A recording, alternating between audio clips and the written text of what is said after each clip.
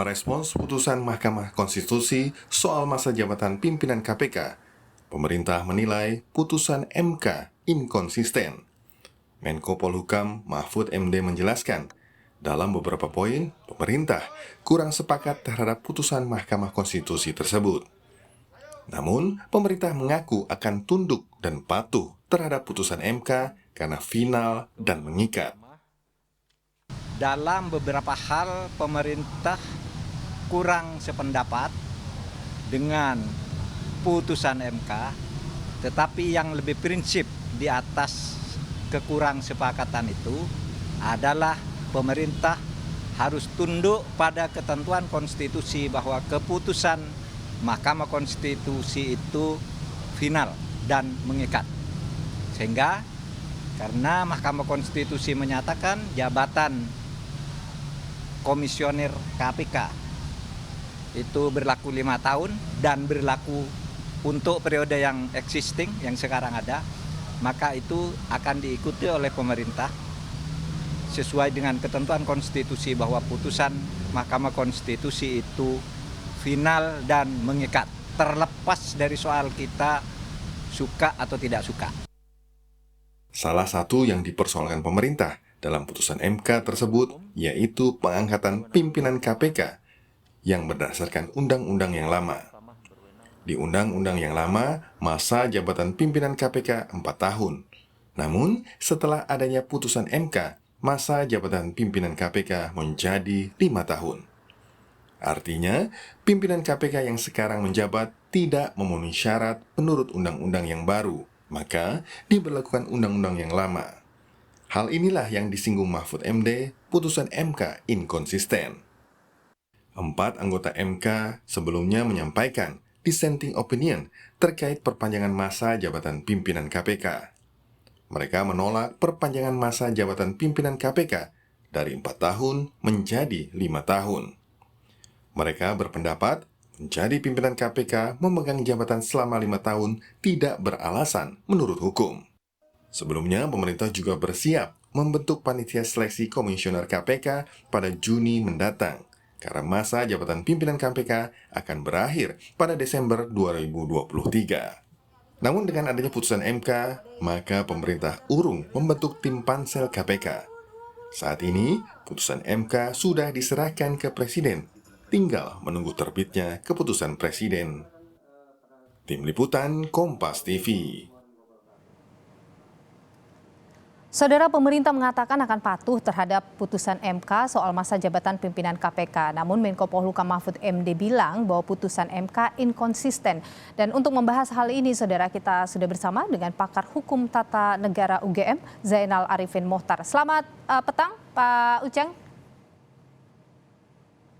Selamat petang, Mbak. Ya, jadi kalau Anda lihat, di satu sisi pemerintah mengatakan akan ikut putusan MK, tapi di sisi lain juga menyebut bahwa ini inkonsisten begitu. Jadi apa yang Anda baca dari keputusan yang diambil oleh pemerintah ini? Saya kira begini, ketika pemerintah mengatakan bahwa MK inkonsisten, saya sepenuhnya setuju itu ya. Karena Mahkamah Konstitusi memang berkali-kali agak teguh pendiriannya kalau berkaitan dengan angka-angka. Misalnya presidensial threshold, misalnya masa jabatan anggota TNI, masa pensiun anggota TNI, selalu itu dikaitkan dengan open legal policy. Nah, ketika kali ini tiba-tiba MK bilang, oh itu open legal policy tapi menimbulkan ketidakadilan, nah itu yang perdebatan besarnya. Karena kita tidak, malah sebaliknya, saya pribadi dan begitu banyak orang sebenarnya tidak melihat ada isu konstitusionalitas di sana. Biasanya itu adalah bagian dari open legal policy yang sebenarnya harusnya diserahkan kepada pembentuk undang-undang. Dan memang pada dasarnya ya DPR dan pemerintah ya. Dan memang pada dasarnya ada banyak sekali aturan-aturan yang masa jabatan yang memang dibuat berbeda seiring dengan pertimbangan-pertimbangan tertentu. Nah, tetapi kalau misalnya pemerintah mengatakan MK inkonsisten, pada saat yang sama juga pemerintah melakukan inkonsistensi sebenarnya menurut saya. Karena kalau kita lihat cara pemerintah memperlakukan putusan MK itu agak berbeda. Saya kasih contoh misalnya putusan MK soal cipta kerja. ya dalam putusan MK soal Cipta Kerja itu dikatakan bahwa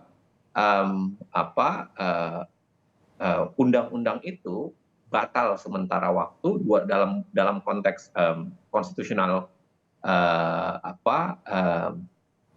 konstitusional bersyarat selama 2 tahun, dan itu tidak bisa dipakai untuk hal-hal tertentu. Tetapi kemudian pemerintah kan tetap memakai saja gitu. Dan ada perbedaan mendasar penafsiran yang kita lakukan, yang begitu banyak orang lakukan, bahwa sebenarnya Cipta Kerja tidak bisa dipakai, tapi pemerintah tetap kekeh menggunakannya. Pemerintah malah juga menjauh dari putusan MK. Putusan MK mengatakan bahwa itu harus diperbaiki dengan menguatkan prinsip prinsip partisipasi publik, tapi pemerintah malah mengeluarkan Perpu. Nah, saya kira perlakuan yang sama, perlakuan inkonsisten itu terjadi di putusan KPK.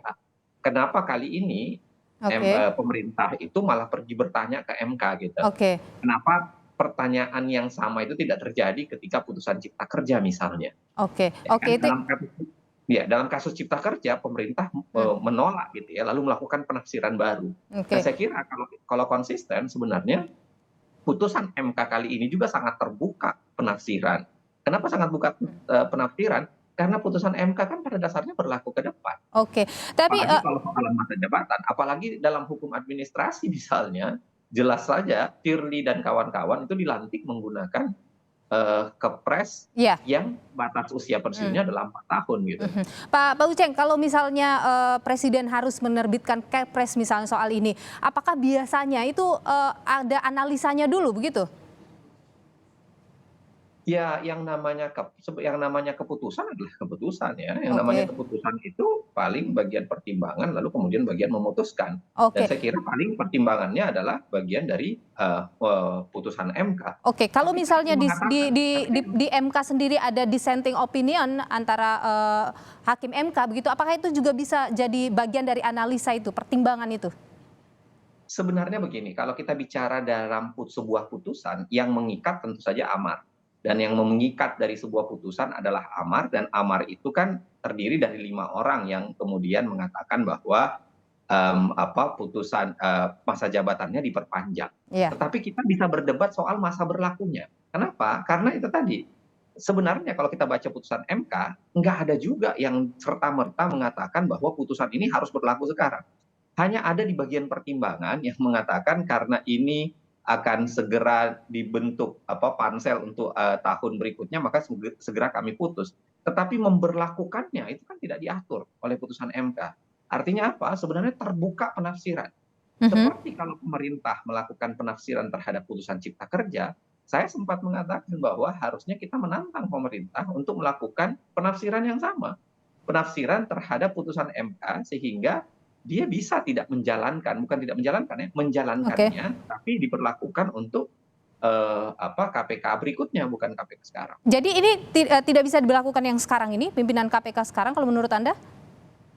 Saya dalam berbagai kesempatan mengatakan itu. Karena putusan, lagi-lagi ya, kalau kita baca putusan MK itu hanya mengatakan ini harus cepat diputus. Karena akan ada proses pergantian. Iya, untuk isu itu saya bisa terima. Termasuk bisa menerima misalnya bahwa Nurul Gufron bisa mendaftar lagi karena kemudian terjadi perubahan kondisi atas dia. Tapi kalau bicara soal masa jabatan itu komplikasinya banyak. Satu misalnya yang saya bilang tadi, SK pengangkatan Firly CS itu SK 4 tahunan, bukan SK 5 tahunan. Dan SK itu harusnya diselesaikan baru kemudian dilakukan proses kepres yang ada sekarang. Jadi maksud saya adalah sangat terbuka sebenarnya kemungkinan bagi pemerintah untuk menafsirkan bahwa ini diberlakukan ke depan. Tidak dengan pimpinan yang sekarang, begitu ya? Tidak dengan pimpinan sekarang. Baik, pakar hukum. Lalu kemudian ke depan ya berlaku 5 tahunnya, karena pada dasarnya putusan MK memang berlaku prospektif ya, berlaku retroaktif. Baik. Pakar Hukum Tata Negara UGM, Zainal Arifin Mohtar, terima kasih sudah berbagi pandangan di Kompas Petang. Sehat selalu.